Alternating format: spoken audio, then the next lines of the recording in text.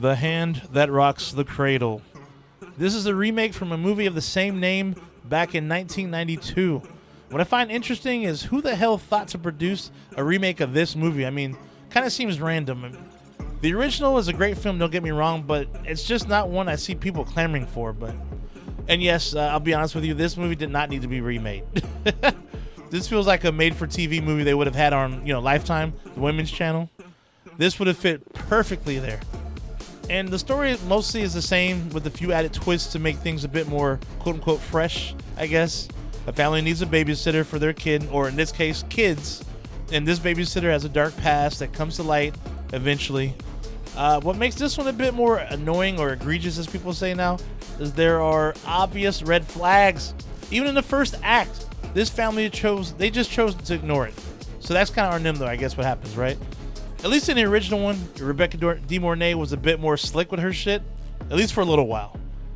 Now, I'm just going to compare performances too. So the wife/mother, played by Mary Elizabeth Winstead, in the new one, she put up a pretty decent performance, I guess, for the most part, but I just can't forgive some of the very questionable scenes that took me out of the movie, though. I mean, voyeurism being one of them, because she's bisexual and had some sexual tension between her and a babysitter that kind of spills into her relationship with her husband. And now Annabella Sciorra, I'll say this, though. From the original, Annabella Sciorra, that woman, dude, was ready to kick some ass once she knew who the babysitter was and what she was doing.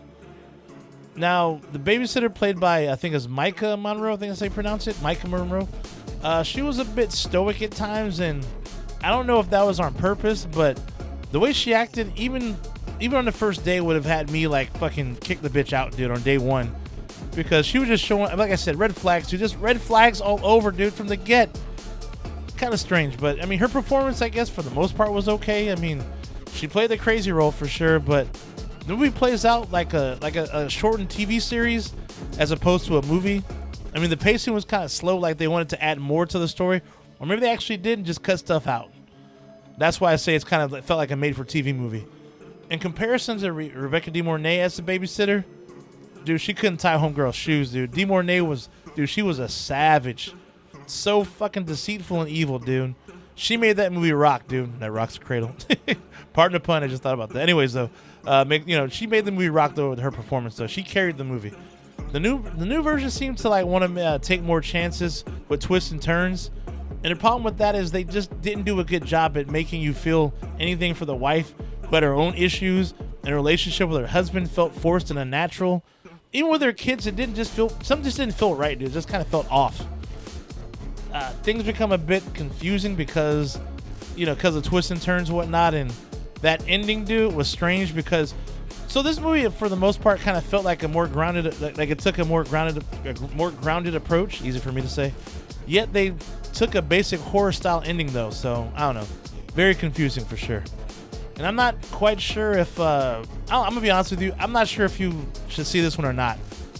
I'll say it wasn't horrible. I mean, it was okay, even after everything I said. But the OG one's just way better, though. I mean, it is what it is, though. So if you watch it, enter at your own risk.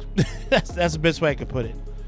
Now let's recommend a movie, a really good babysitter movie. It's just some shit. It's called Emily.